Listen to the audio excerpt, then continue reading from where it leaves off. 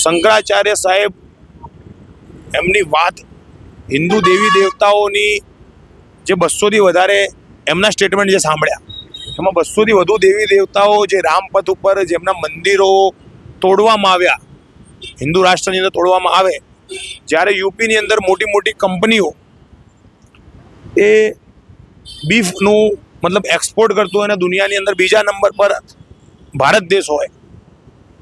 અને એ મોટા લોકો માટે કાનૂન અલગ અને નાના લોકો માટે કાનૂન અલગ હોય, એ બાબતને લઈને જો શંકરાચાર્યનો જો વિરોધ હોય તો એમની સાથે છીએ. હવે વિરોધ એક્ઝેક્ટ શું છે એમને ખબર નથી અને શંકરાચાર્યની પદવી ઉપર સવાલ થતા હોય. આટલા વર્ષોથી શંકરાચાર્ય હતા, આજ સુધી કોઈ મીડિયામાં કે કોઈ સરકારે એમના ઉપર સવાલ ના ઉપાડ્યો,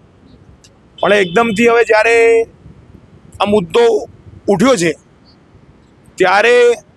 એમની પદવી ઉપર સવાલ ઊભો થઈ ગયો છે. એટલે માની લો અમે કોઈ મુફ્તીને માનતા હોઈએ કે અમે કોઈ કારીને માનતા હોઈએ અને હવે એમની ઉપર અમે સવાલ ઊભા કરી દઈએ, કઈ રીતે પોસિબલ હોય?